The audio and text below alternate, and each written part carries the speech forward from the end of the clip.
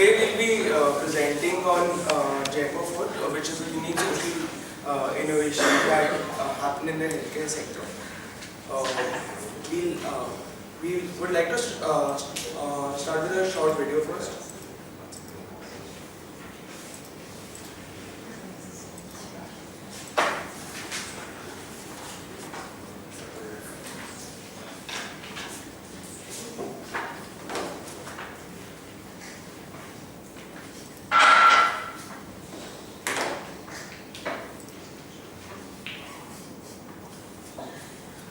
So this is the video about the product, which is a low-cost prosthetic limb.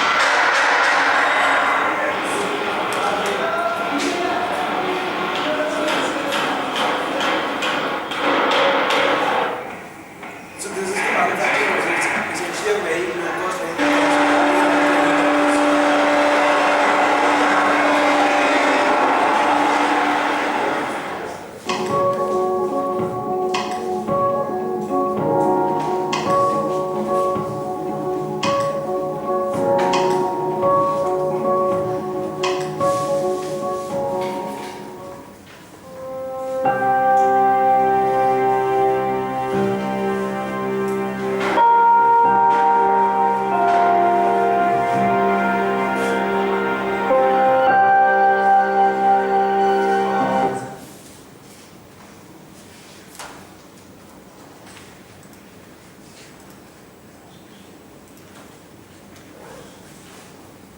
Right, so this was the limb in action, and each such prosthetic leg is molded according to the requirements of the patient. So this innovative product was presented by an organization called the Bhagwan Mahavir Vikran Sahitya Samiti. It is the world's largest organization for helping disabled people, and it has helped over 1.55 billion people till now. So two of the unique features are that their clear vision is for the disabled and the underprivileged to regain their mobility and thus their dignity in society. They provide durable artificial limbs as well as other aids, and all of this is completely free of charge. They also have an open door policy for all people with disabilities, so there's no bias in terms of class or gender or religion or race or any such thing. So this, the founder of the society, D.R. Mehta, in 1975 had a road accident which crushed his limbs, and he was amputated in the hospital for over 5 months. So that was a time when he thought about he had the idea of creating the Jaipur Food organization, where he thought that this service should be available to the most underprivileged, because at that time it was really expensive. And there were a lot of people in India, particularly those who were amongst the lower strata, below poverty line, who have a disability, and they did not really have an affordable cure at that point of time. In the 40 years, around 43 years hence, Jaipur, this VSS has grown into an international organization. It has 23 branches across India. It has associate centers in Pakistan and Philippines. And it has also conducted fitment camps in around 26 countries. Hence, they've been given a status, given a special status by the United Nations organization for its services. Now, talking about this product, the Jaipur Food, BMVSS had forged agreements with leading education institutions such as the Stanford University in the United States, the MIT, as well as Indian Institutes of Technology here. And the Jaipur knee product, which we are going to talk about in this case and during the course of this presentation, was a result of the unique collaboration between Stanford University and BMVSS. And it was hailed by Time magazine USA as one of the best innovations of 2009. Next we look into the development and history of Jaipur Food. So as my friend also told, it was innovated by Mr. Ramchandra in 1968, and it was launched in association with Bhagwan Mahavir Vikran Sahitya Samiti. So the main reason why this Jaipur Food product came up was like Ramchandra actually observed these two problems which are mentioned over here. The first was like the existing processes did not style the developing countries' lifestyles. So whatever the prosthetics and crutches that were present in the market at that time, they were not that flexible free range of motion for the people having occupations like farming, or like people who are pedicab operators, which in terms are like the auto walas or rickshaw walas who need to pedal the cycle. So for such kind of a free movement, it was actually hampering in their like occupation and in terms in their livelihood as well. So in order to help such kind of people, they had come up with a more flexible kind of a solution, which was the Jaipur food. The second problem was most of the amputees in India were among the poorest of the population. So what was observed was in US, one of the NGOs which was actually manufacturing these prosthetic crutches, they were manufacturing it at a cost of almost $8,000. So the Jaipur food product is actually at around $30 to $40, which is way more cheaper when compared to the US competition. So these two were the main factors which they were looking forward to overcome, and they were eventually able to do so very successfully. At the very beginning of the project, there were like many constraints, and like the most important constraint was, of course, the cost, because it had to be accessible products for like they had to make it free of cost. This is the policy, so free of charge. But they had to put high pressure on cost. So what they did, they used cheap materials. And all of the budget, we're going to get into the details for the budget later on. But every budget, every rupee is absolutely dedicated to the production, and so that they don't have cost of administration and support cost. Another problem was India is sort of closed economy, so they had to, at this time, use materials that were readily available in local markets. World's Lifestyle, we talked about this. Other prostheses were not adapted to these conditions, so they had to make them waterproof. They had to allow several positions, like standing, crossed legs, and so on. And the last constraint was limited trained manpower. So what they did, they had to simplify as much as possible the manufacturing process. So the advantages of the new design is that they allow diversity of positions, like sitting crossed legs, squatting, walking on uneven ground, barefoot walking, all of this stuff that the other did not allow. It's also way lighter because also use of new materials like wood, and also this other material that is sponge rubber, and it's waterproof. So as my colleague said, also for the farmers and all these very specific conditions.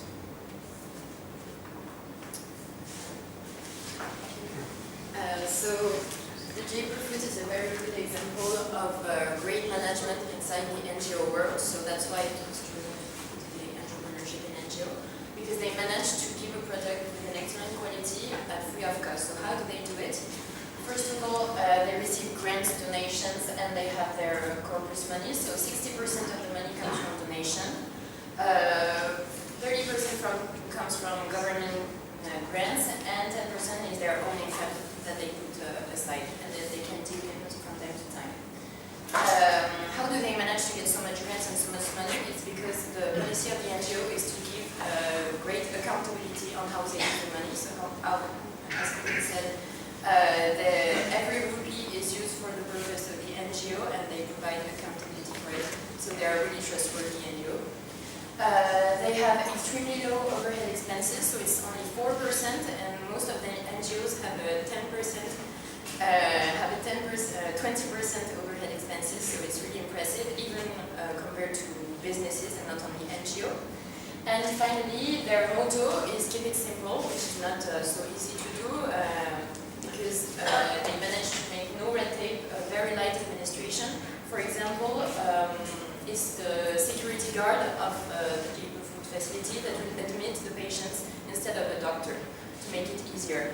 And to come back quickly on how they have extremely low overhead expenses, the policy of the creator of the NGO, Meta, is to dedicate every rupee for the NGO. So for example, when he has guests, he doesn't offer them tea because he thinks that every rupee should be dedicated only for the core purpose of the NGO. So, what is, there is one thing.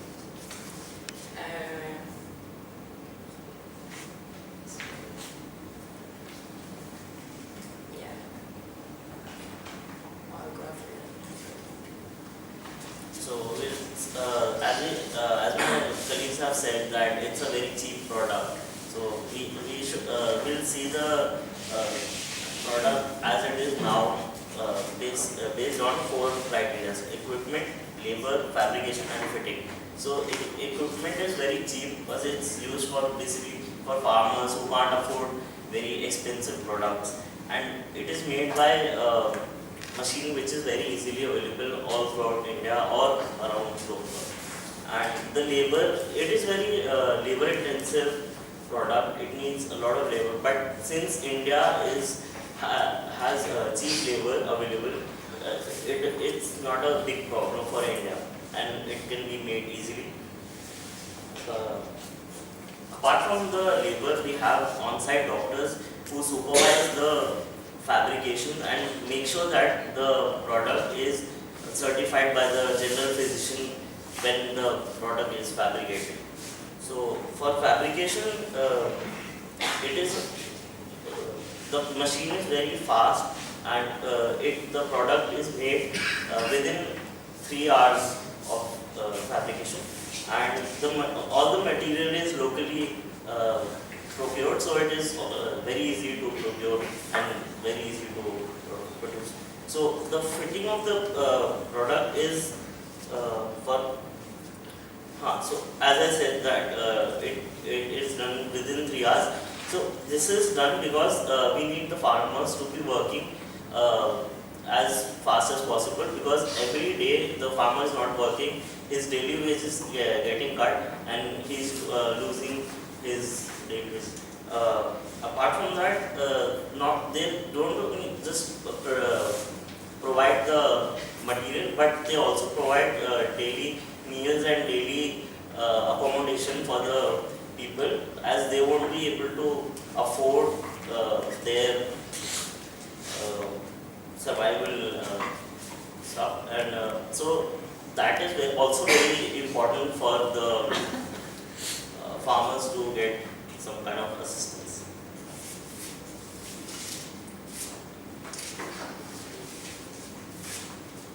Okay, so basically there are 2 main industry leaders additional to Dry Food, and it's Osser and College Park Industries. They also produce similar or almost identical products as well, other parts in the world.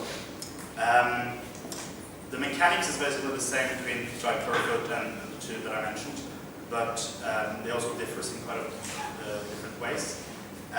So Dry Food is quite cheap. It's very price, like from a price perspective, it's very good into the Indian sort of quality market.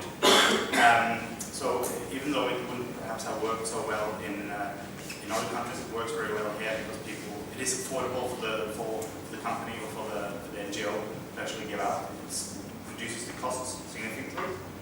It also has some sort of special characteristics and attributes in the way you can use the foot, the way it actually can walk compared to the 2 other producers. The Dry Food is not superior to other products or its Western counterparts, but it's still quite a successful product. It doesn't have to be superior to the other ones. It fits well into the Indian sort of market, perhaps the main advantage of Dry Food is actually its cost, as was previously also mentioned. It is very, very low, also because it's locally sourced, the materials. So even though the price are fairly low, the quality remains relatively high, even though it might be a little lower than its Western counterpart. but it's still good enough for its intended use here in India. So it is performing, or the foot is perhaps it's not performing as well in terms of quality, but it's good enough. And for instance, like the weight is quite where it actually the Western counterparts outperform the Jaipur foot. It's much heavier here, and also in terms of like standard quality approvals, it hasn't sought any like approval yet from ISO and other like Western approval ratings, but not necessarily need that here in India. So.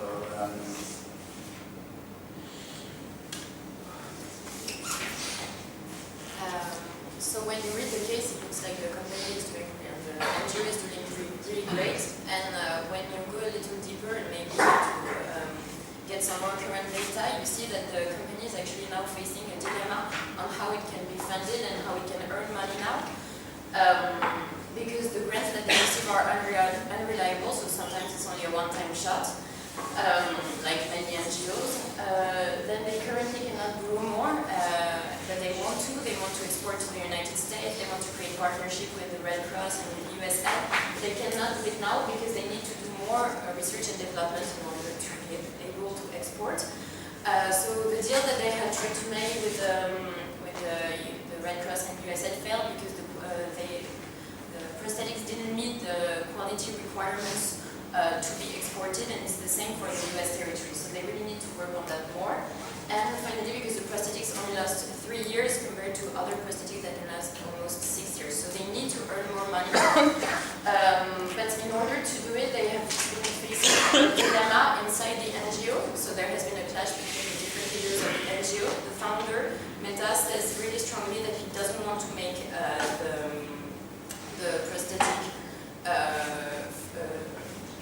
that he doesn't want people to pay for the prosthetic. And people inside his NGO are saying that they should make an NGO that people have to pay for. To quote someone from his NGO, he said that there is no problem in making a business out of doing good. So it's a really big dilemma in the core purpose of the NGO, because the problem is that the prosthetic is aimed for people from the bottom of the pyramid, so they obviously cannot afford to pay for the prosthetic. So the solution that they will have maybe could be like to do like the Aravind Eye Hospital that we studied in class, but the problem is that the eye hospital offers free surgery for people who are from the bottom of the pyramid and costly operation for people who have higher incomes. But the cataract operation is an operation that concerns all types of population, whereas the limb problem is mainly a problem for the bottom of the pyramid. So it would not be a very sustainable solution for the NGO to apply this model. It would only concern like 5% of the people who have a limb surgery and who have to pay for it. So the dilemma they are facing is to stay an NGO, which would mean having beneficiaries, so people that will get the prosthetics for free, or become a more hybrid model of a social business where they will have customers instead of beneficiaries. And if they become a social business, they will have more sustainability, more independence, but the problem is that they will maybe lose their primary aim.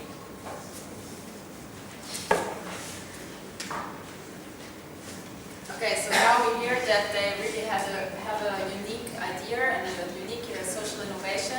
So we were thinking about some takeaways from this case.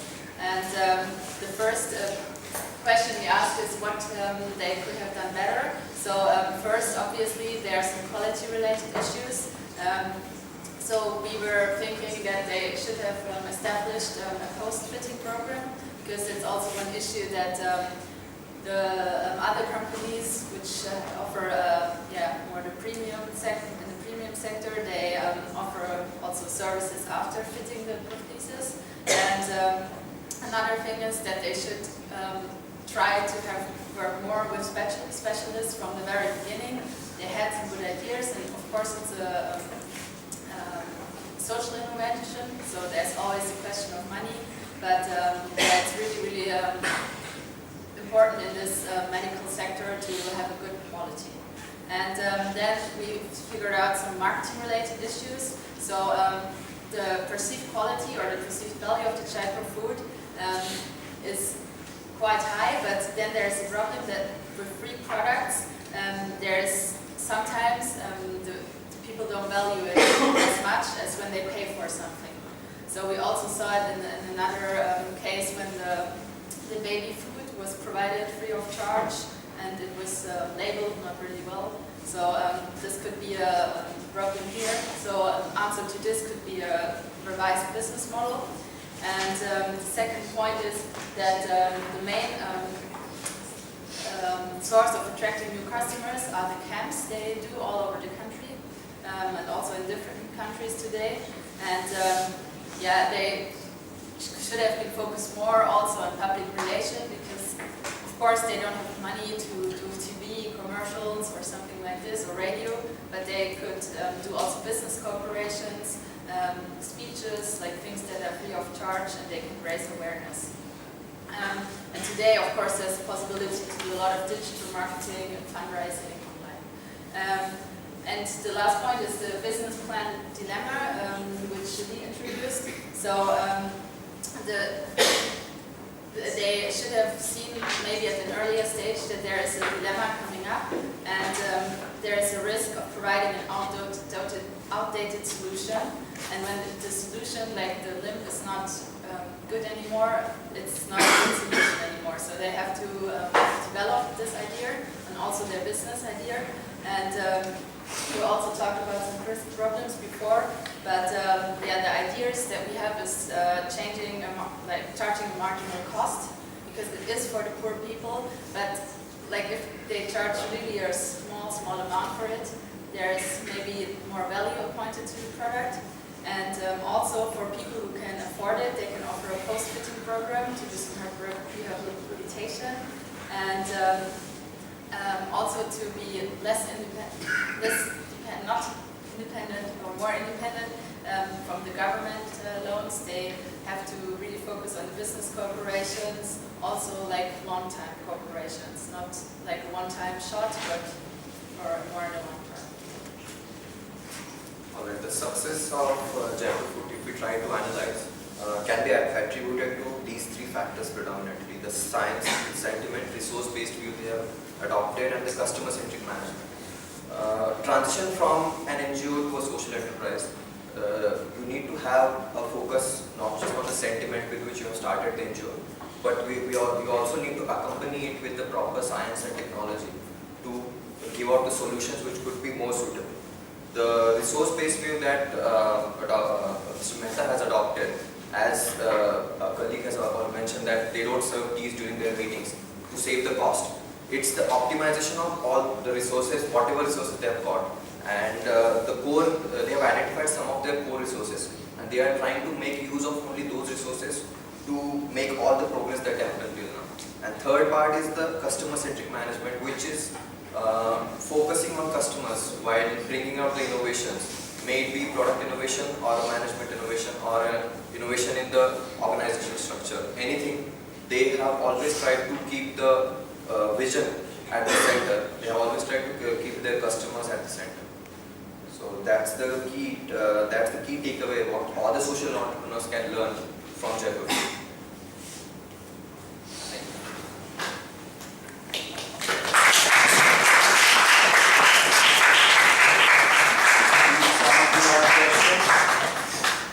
Do you have questions? Anybody? No? Very good, the point coverage lays on that.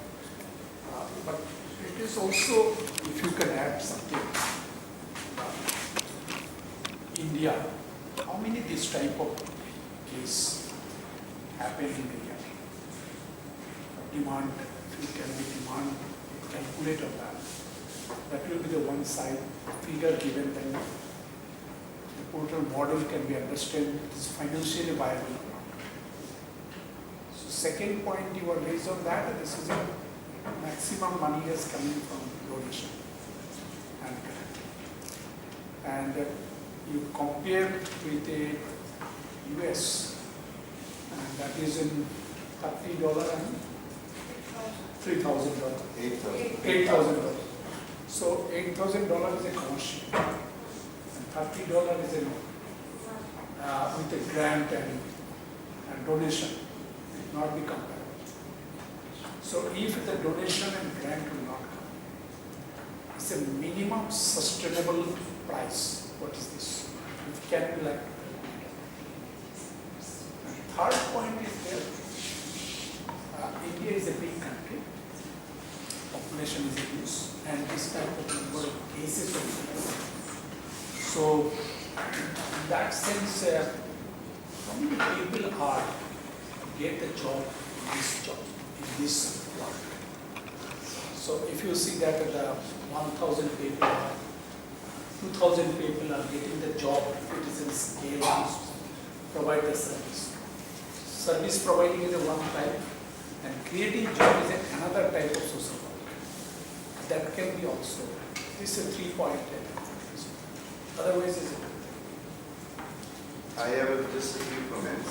One is that, it's very good presentation according to me. What I missed was the technological evolution.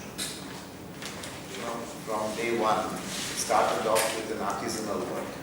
And then at some stage, even people like ISRO got involved. So there has been a huge change in the whole thing. So that bit, I didn't see much of, but otherwise, I liked it.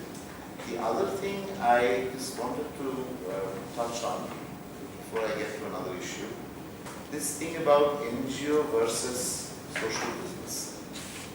This is, in many NGOs, a very, very big issue, because they feel that when you start getting into business, you take away from the spirit of the organization. That is hence the cluster. This is not unique to Jai. This is across many NGOs, therefore many of them do not expand beyond the point. These people have expanded. Third point I wanted to say is that, which I was telling sir before you came, that this particular organization, one of the key success factors was that three kinds of people came together. One was people like Ramchandra, basically artisans. Artisans with not a very, very high level of education or accomplishment or whatever. At least in a society like India, people who are not at the pinnacle. That is one kind.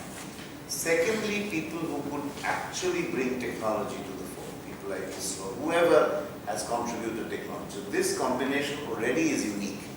That people who, the artisans have not become dwarfed by the introduction of technology, and the people who gave technology were not kind of riding on a high horse and saying, we know everything.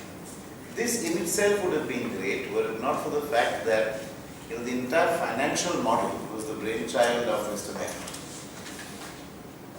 And what you probably didn't mention, that's the other point I'd like to say, is the background of Mr. Mehta.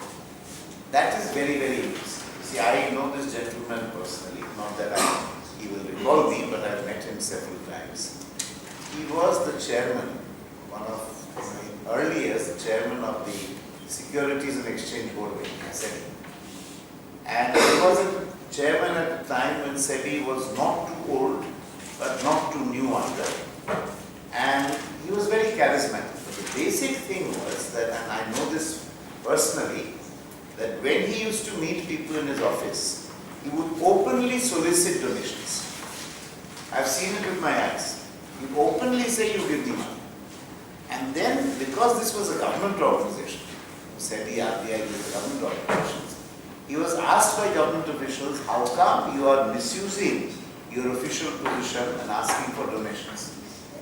And to which he replied that how much of that money am I pocketing? So that transparency came from there. The attitude and outlook is that of the government official, and therefore the passion for being transparent and to show transparency, more than being transparent, to show transparency to the world. And when he finally quit, and the other story is that when D.R. Mehta used to come to work, every morning in his car and driving down, Marine Drive or whatever, there would be beggars, he would not refuse anything. And this this was a regular sight, and people used to ask him, and they would